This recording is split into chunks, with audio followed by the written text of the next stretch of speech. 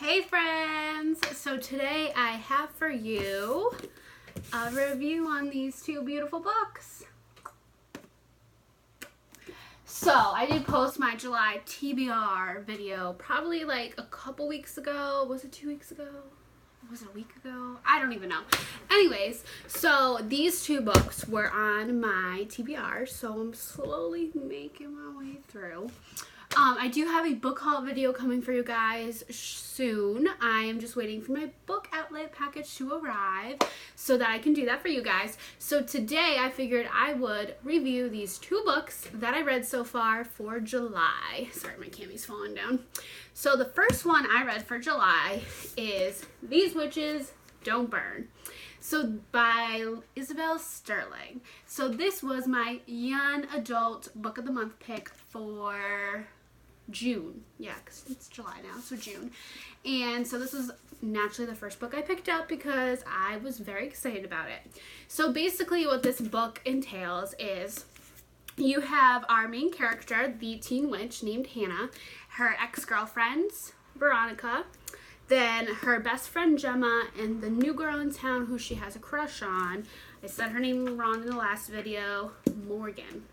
So Hannah is what they call an elemental. So an elemental is a type of witch. So there are three types of witches: the elementals, the blood witches, and the casters.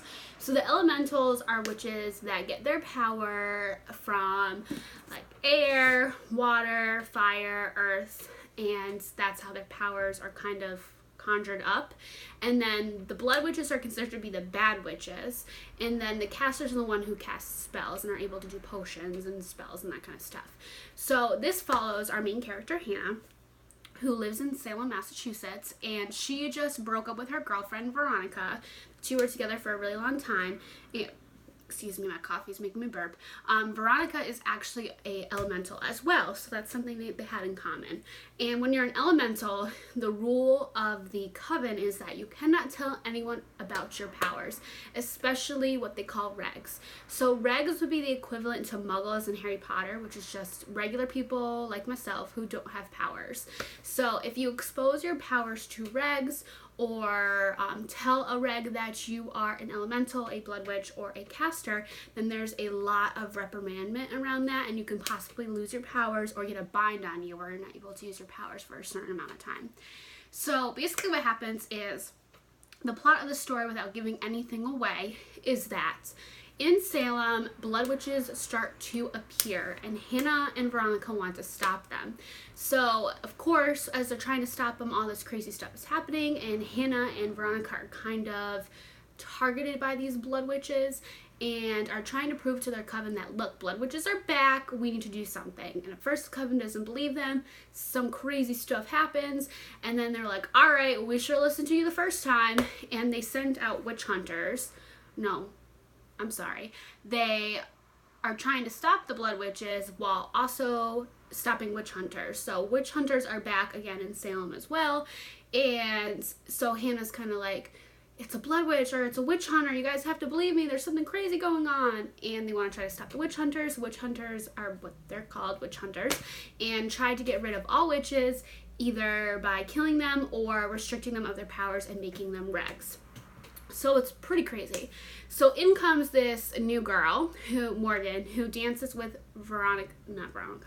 Hannah's best friend Gemma, and she has a crush on her, and she wants to have a normal life, but she's also battling all this crazy stuff as being a witch. So what ends up happening is a lot of stuff ends up happening. I really don't want to give anything away.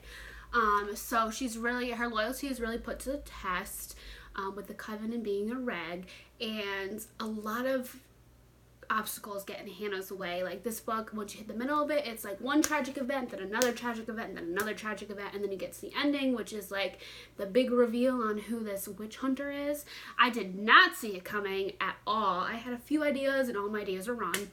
And the way the book ends leaves you as a cliffhanger, and you're like, what is supposed to happen? Like, this is not how the book should end. So it is supposedly supposed to be the first in a series by Isabel Sterling, and this is also her debut book. It was phenomenal.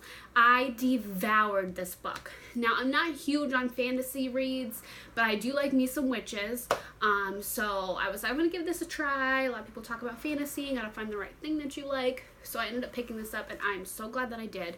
This book was really good at explaining what each different witch means, and dealt with a lot of like reg stuff, like as a teenager, your sexuality, how people are going to accept you, and dealing with the heartbreak of an ex-girlfriend who just won't go away, and then you have this new girl that you're trying to like, and you're stuck in between the two. So it was just really a really good story. The climax was really good. I didn't expect the ending, and this book is pretty short. It's not too long. What is the page count? It's like 310 pages, which I consider to be a smaller type of book. And I gave this book 5 out of 5 stars because it was cute, the storyline was great, the characters were awesome, the twist was not what I expected, and the ending had me like, so I am very excited for her to come out with the second book. The next book I read was my book club's pick for July. Our book club is called Books Are Better Than People because honestly, it's true. So it's a book club that me and my best friend run on YouTube. Not YouTube, I'm on YouTube right now. On Facebook. So I'll continue to put the link in the description below in case you guys want to join. How it works is every other month we take suggestions and we vote. And the months that we don't take suggestions, my best friend and I go through our many TBRs and decide what book we both have that might be a good book club pick. So this month everyone was able to make suggestions, and we picked up Behind Closed Doors by B.A. Paris. So this book has been floating around for a little bit. I'm a part of a couple bookaholic groups on Facebook, and everyone talks about how good this book is. So I was really excited when this book was voted to be the one that we were going to read. So what this follows is our main characters are Grace and Jack are newlyweds and have the perfect life. So Jack is a lawyer who defends battered women in court and has never lost a court case up to date. And Grace stays at home all day and does the perfect wife duties like house cleaning, doing the garden, and making food, or so we think. And she has a little sister who she's the guardian of, who is about to turn 18, named Millie. So she goes to visit Millie on the weekends with Jack, and once Millie turns 18, which she's a couple months from when this book starts, she becomes guardian and Millie is going to live with them. So Jack and Grace have all these extravagant dinner parties, their house is gorgeous, they have a big house, a nice house. Grace is a painter, Jack is this high-known lawyer. So they're supposed to be seen as having the perfect life, but it says the perfect marriage or the perfect life. Obviously, from that title, you know that there's a lot more going on in this house. So what ends up happening is it's a domestic thriller, and Jack is not who people think he is. And Grace is stuck trying to find a way out of this and back to get her old life back while also protecting her sister Millie.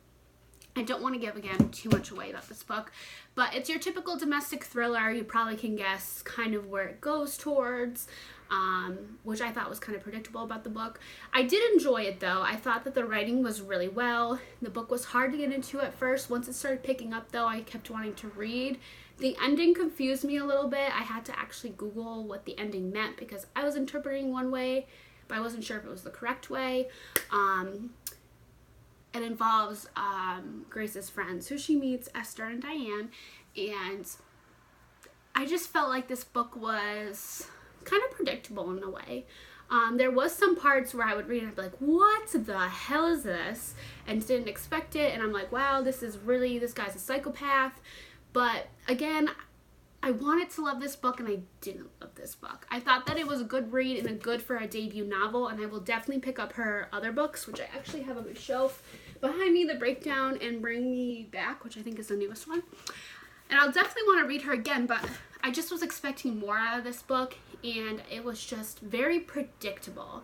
It was good, the writing was good, the characters were good, it was definitely a thriller, it had some twists, but again, the twist at the end that confused me where I had to Google it, I was kind of expecting to happen. It was predictable to me what happens with Jack and Grace, and I just didn't love it. But I did give it 3.5 stars, which I rounded up on Goodreads to 4 stars. So usually when I give a 0.5, I usually round up just to give the book a little hey.